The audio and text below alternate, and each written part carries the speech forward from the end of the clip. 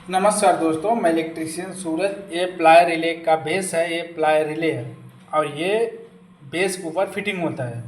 अभी इसमें देखो खांचा दिया है, ये खांचा में डाल के ऐसा प्रेस कर देते हैं।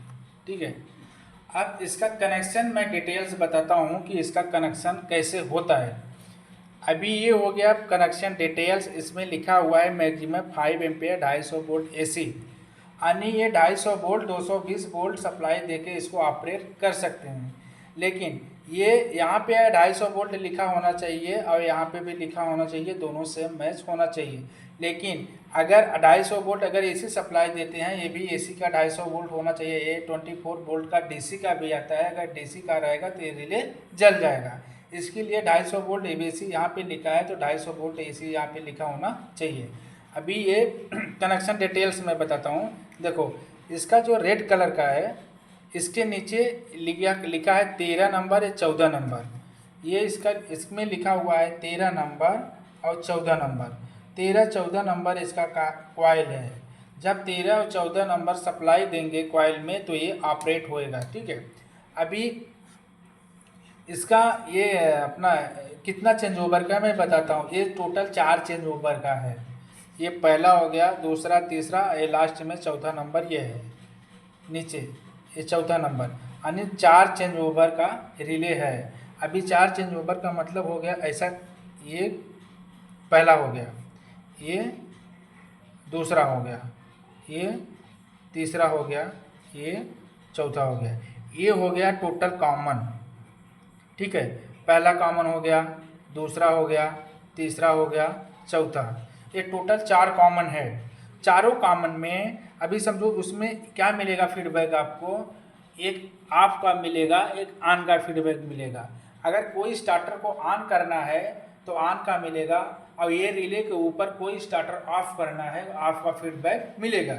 इसमें क्या रहता है, एक एनो रहेगा, एक एएनसी रहेगा। एएनसी हो गया। ठीक है, अभी ये तुमको ये ऑन का फीडबैक देगा, एनो का, ये ऑफ का देगा, ये ऑफ का देगा। अगर हम एसी सप्लाई देते हैं इसके अंदर आर फेस का, तो ये आर का फेस का देंगे सप्लाई, तो ये यहाँ पे ऑफ का, ये ऑन का फीडबैक देगा। ऑन का रहेगा तो ऑन का देगा। समझो कॉन्ट्रैक्टर ऑपरेट करना है, अगर ये कॉन्ट्रैक्टर ऑपरेट करना है तो कॉन्ट्रैक्टर को भी 230 वोल्ट कॉइल इसका कॉन्ट्रैक्टर का भी होना चाहिए। ठीक है, और ये ऑफ का चाहिए तो ऑफ का भी, अगर कॉन्ट्रैक्टर ऑफ करना है, समझो ऑफ करना है, तो कॉन्ट्रैक्टर का भी कॉइल 230 वोल्ट का एसी होना चाहिए, क्योंकि ये सप्लाई एसी का है तो एसी का होना चाहिए। अभी समझो दूसरे में मुझे लेना है फीडबैक डीसी का, 24 वोल्ट डीसी। अगर डीसी लेना है तो ये डीसी का होना चाहिए। ठीक है, ये डीसी का होना चाहिए। अगर डीसी का देंगे डीसी का फीडबैक देगा, अगर एसी का देंगे एसी का फीडबैक देगा। ऐसा ऐसा 4 चेंज ओवर टोटल फीडबैक हम ले सकते हैं। अभी बताते हैं इसका सिंपल तरीका। ठीक, अगर इसका जो कॉन्टेक्ट मतलब मिट गया है, समझ में नहीं आता है कनेक्शन कैसे करूं, मैं बताता हूं। ये रेड कलर का जो नीचे है, इसका 13 और 14 नंबर कॉइल है, पहला वाला छोड़ देना चाहिए, और ऊपर की तरफ कॉमन है। ठीक है, अभी मैं इसका एनओएनसी चेक करके बताता हूँ आपको।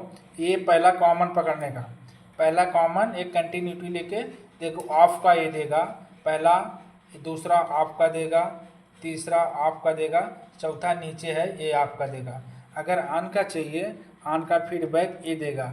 ठीक है, ये ऑफ का, ये ऑन का देगा और ये ऑफ का देगा। ठीक है, अभी ये ऑफ रहेगा, ऑफ रहेगा, यहाँ से फीडबैक मिलेगा, जब ऑन होएगा तो यहाँ से फीडबैक मिलेगा।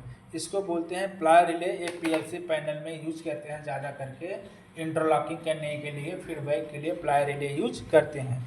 लेकिन डीसी का प्लाई रिले रहेगा तो डीसी को कॉइल का सप्लाई देना पड़ेगा।